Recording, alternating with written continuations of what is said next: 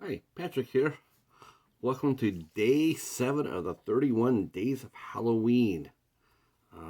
That's right, we are cranking them out. We're about doing about a movie a day. So by the time you watch this and hear this, you'll know that I have actually gotten ahead of the game. Unlike last year or last time I tried this, where once I fell behind, it was like, oh hell with that. So this time I'm actually doing it right, and I'm doing it ahead of time. So far, it seems to be working. Today's movie we're going to talk about is a very, probably nobody ever heard of film. Um, it came from my buddy Catfish. It came from his collection, and the movie we'll be talking about is The Crow from 2016. Now, this movie stars Tom Rice Harris, Ellen Reese, Andrew Howard, Nick Moran, Jason Hughes, Danny Webb, Terence Stamp played Zod in the Superman movies, Emily Bevan, Christine DeCondoli, Hen McGregor, Nicholas McCaughey, and Martin Dannenberg.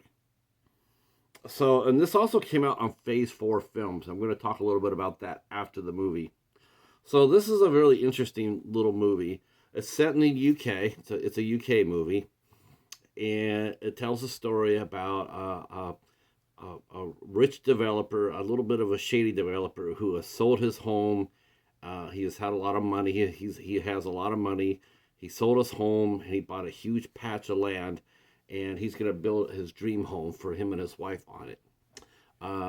There's a little farmhouse on it. It's right next to a wooded area, and everything seems to be fine except that there are squatters in the farmhouse. Now, what makes this movie a little interesting is the fact that there's always constantly flashbacks to get us where we're at. So we meet the squatters, and we see how they got from where they were in the city to how they got to the farmhouse. Uh, uh, Crow, as we know him, his father is telling him stories about the tribe. They're part of the Crow tribe, and they weren't always as destitute or as poor as they are now. They used to be mighty. Now they're just going from place to place, trying not to get roused. So they do come. The tribe does. It's underneath the leader, which is Harley. Harley is the leader of the tribe. We get the idea that Crow's dad passed away before they moved to the farmhouse, and so Harley is now their leader, and he is everybody looks up to him, including Crow. Crow sees him as sort of like a father figure as well.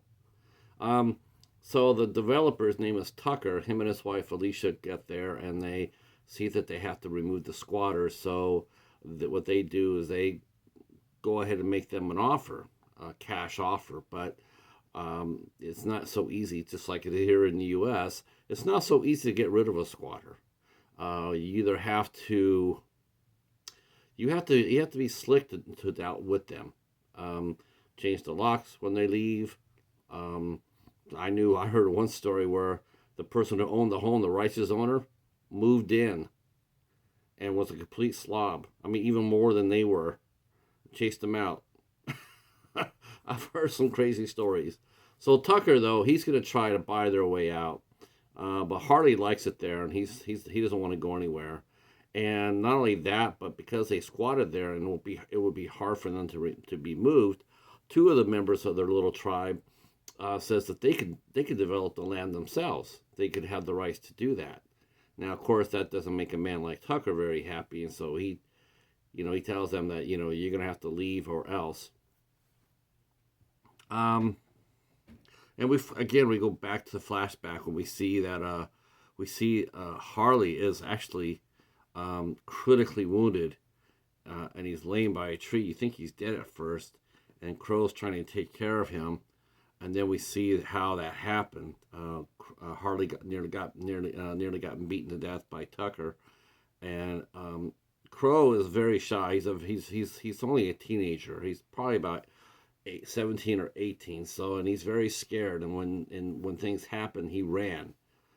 He didn't stay and fight. He ran, and But the first time they try to get them out with the police, um, they mugged them up and roughed them up, but they didn't get them out.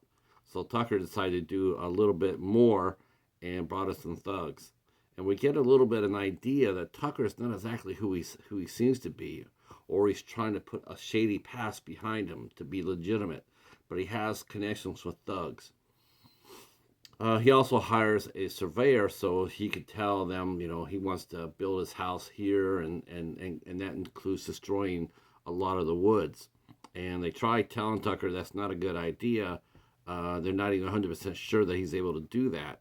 But of course, he's a man used to getting his way, and so he insists that they do this. Um, so after the thugs basically before the thugs can come back and chase them off, um, two of the travelers they decide to go walking in the woods to to take a walk. And what they don't know is that Crow has been hearing voices and been talking to the Great Spirit, who's played by Terence Stamp, who's telling him that he is destined to be the protector of the woods. He must protect the woods at all costs. And so when his own people walk through, and they're talking about also destroying the woods in a fashion, um, he attacks them, he kills them, and that's not good. Um, so eventually, though, what happens is he still hears the voices. People start going inside the woods, including Alicia. Alicia, uh, um, she senses something really is off here. Um, she tries to tell her husband, but he's not listening. He's just plowing straight ahead. The surveyor tells him, this is not a good idea. You really can't. You really shouldn't. Of course, he continues to go ahead with it. Things start happening to his coworkers. One man loses a finger to a chainsaw accident. Two others are murdered by Crow, uh, and and so Alicia goes in there. She goes face to face with Crow, but he lets her go because he senses that she is also one with the wood, which spares her life. Um, and so it all, and it becomes more and more transfigured. He is able to get around and do things that you don't think that he's able to, and the woods around him come alive at his command, which makes for some interesting kills. That's for sure.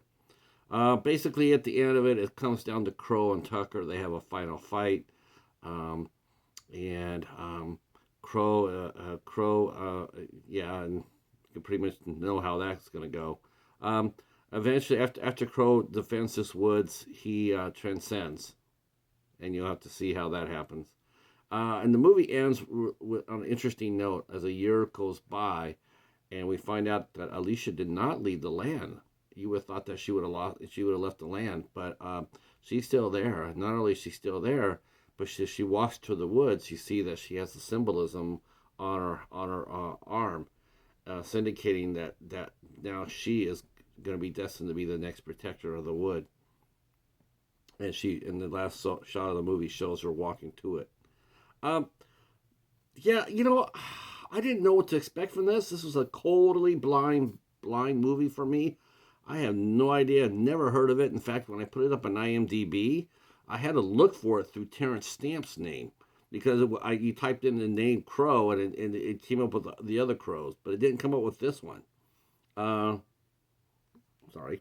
Um, so, but what I noticed about it was it came out on Phase Four.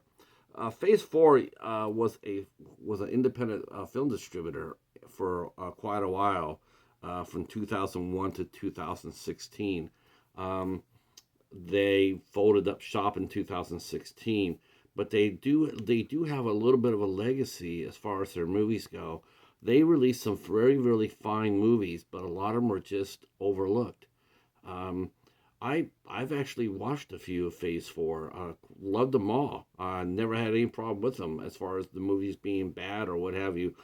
Crow here, while the pacing could have been a little bit better, that was my biggest concern. My biggest complaint about this movie was it was so drawn out. The pacing was so sluggish until the last 20-25 minutes. And, a lot of times people would probably already checked out of this.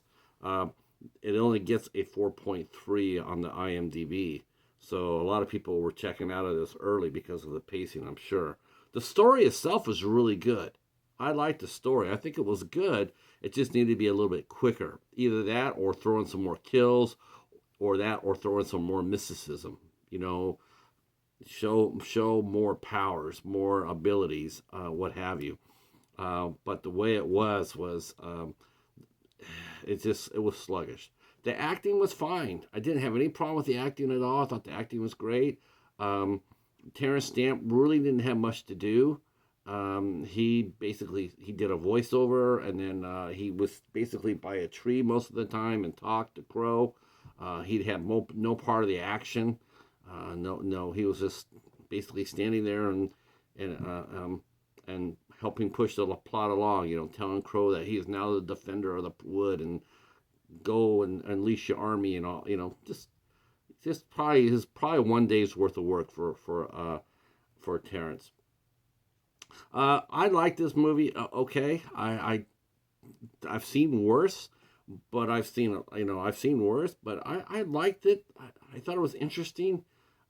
Nature versus outsiders to defend the land, and when you find out that the land is actually a druid graveyard, it does up the ante up a little bit, which is pretty cool. I wish they would explore that a little bit more, but overall, I would say if you saw this for $1 or a couple of dollars, which you probably can, I recommend it.